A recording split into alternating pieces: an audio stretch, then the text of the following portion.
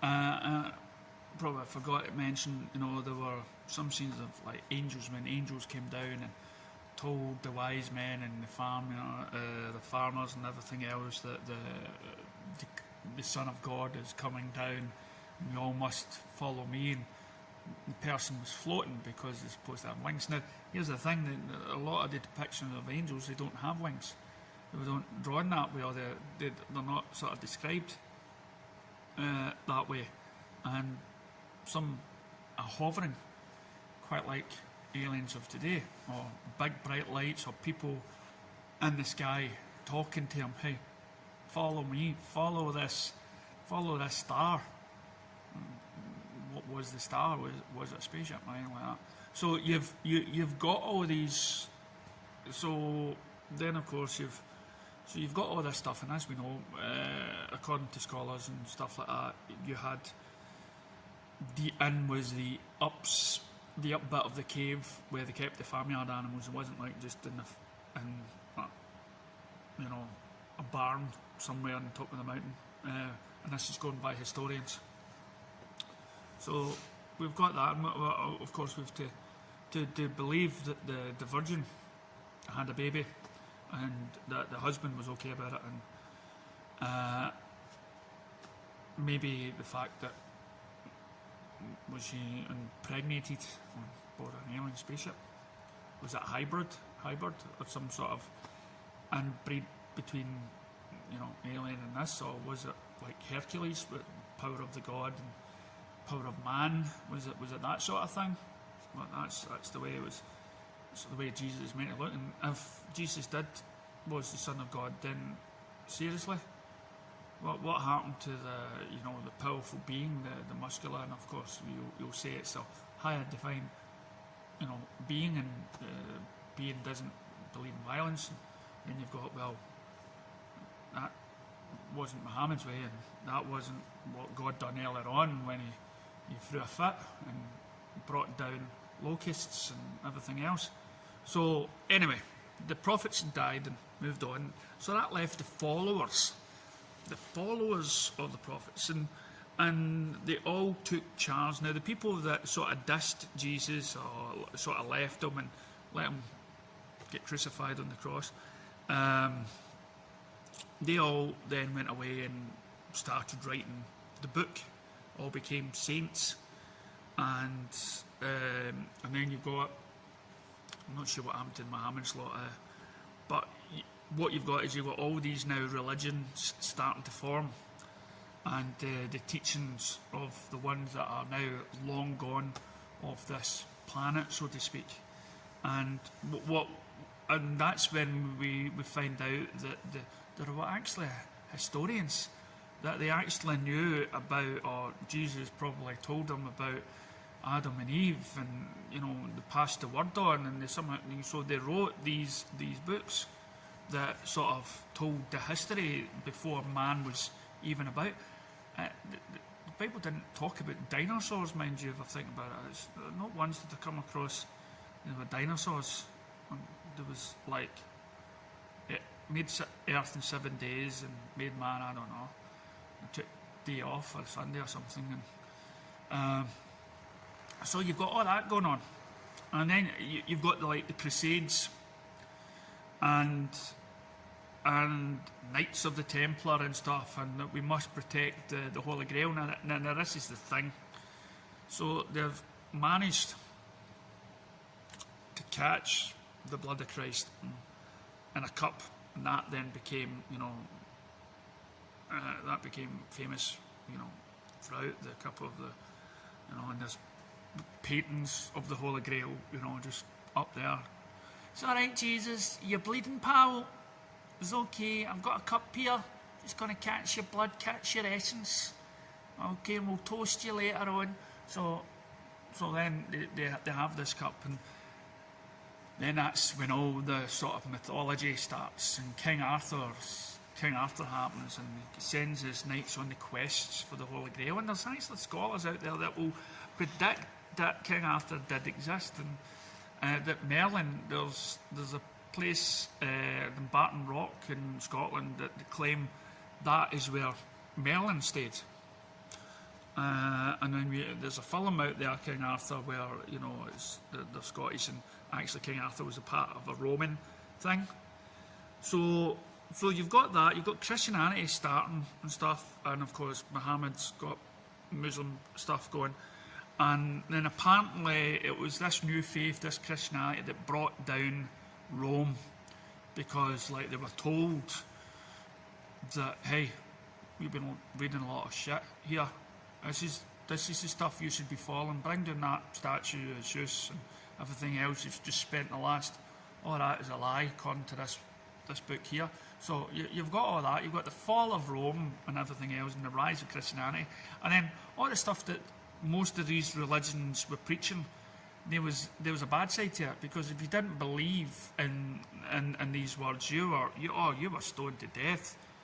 And you don't believe in our God, you get stoned. I'm not sure, I can't state what happened on the Muslim side or any other side of religion, because I'm sure if you do some fact finding, you might find something more similar and stuff. Because I know when back then religion was the thing, you know, religion was hardcore, and a lot of people were put to death or something if they didn't follow the strict guidelines that was laid before them.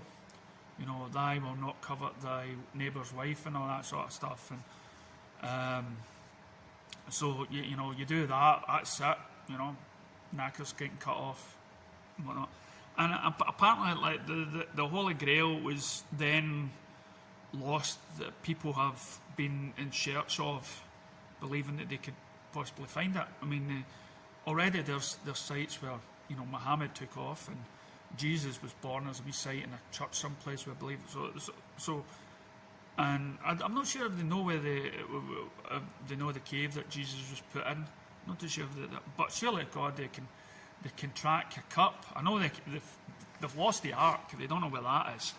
But surely they would be rotten by now. Otherwise, maybe it was the aliens that came down.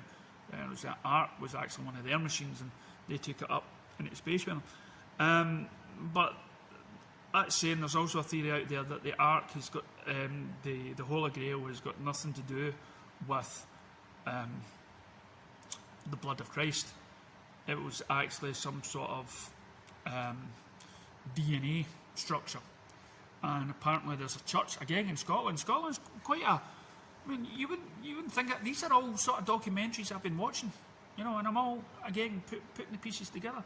So there's a church in Scotland that they believe to house the Holy Grail. But when you look at the structure inside, there's a lot of things in that building that looks like the DNA strand. So maybe the blood of the Holy Grail isn't what we think it is, isn't the, you know, take one sip from Indiana Jones's dad and stuff like that, and you live forever. It's probably nothing to do with that. Maybe it's the key, maybe it's the code of what we are. Again, and then if you're thinking about that, then you're thinking, well, maybe, as I say, maybe that's not exactly, you know, Jesus was on the cross for. Maybe whatever was on that cross or laid was something else, or something else that died for so many of our sins. So you've got that, and as I say, you've got all these knights and templars, and they're all going around and they're trying to find the Holy Grail, and you've got King Arthur's mythology going around, and all these stories spark up, and surprisingly enough, there's magic in the air. There's King Arthur's sword and Lady in the Lake. Again, mythology. But again, people have found evidence that these things existed, that there's a possible chance that King Arthur did exist because it's written in some sort of historic text. It's like Robin Hood. So you've got... but now they're stating that Excalibur and the sword and the stone were actually two different swords. And this sword was magical. The Excalibur sword was a magical thing. And when you think about it, there are so many weapons, the Joan of Arc and everything else, and the samurai swords. And if you look back at, there is a lot of mythical weapons. A lot of weapons that came along that had so much power. A wee bit like Zeus and his lightning bolt and stuff like that. And depictions of, nothing could beat this sword, the samurai, nothing, there's nothing the samurai sword can beat. And the guy who was creating the samurai sword would go into the caves for years and years and years until he perfected the one sword. And then you start asking you, because most swords and weaponry back in those days were just plain and, they could be broken quite easily, but not these mythical sort of famous sort of weapons with names. And then you got to ask yourself, was it man-made? Or was it who was the lady in the lake? Why did she spend so much time in the lake? Did she stink? Or was it given to King Arthur by something in the lake that wasn't exactly, again, human? And where did all this technology suddenly come from? Where did all this knowledge come from?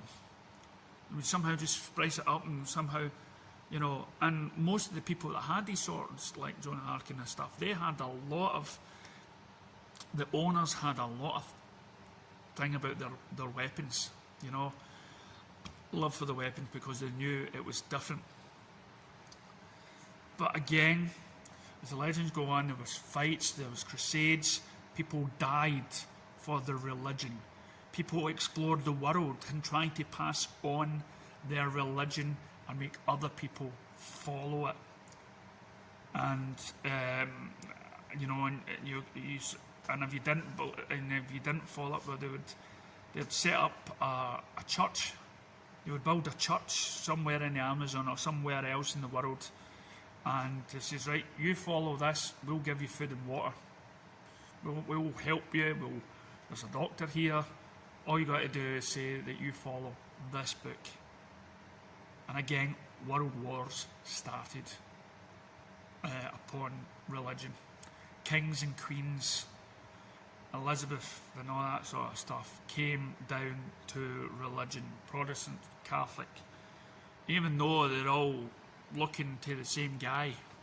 Wars in Israel and stuff like that, blaming whose fault was it to kill Jesus? Whose fault is it? Why are you listening to Jesus? You should be listening to Muhammad and all that sort of stuff.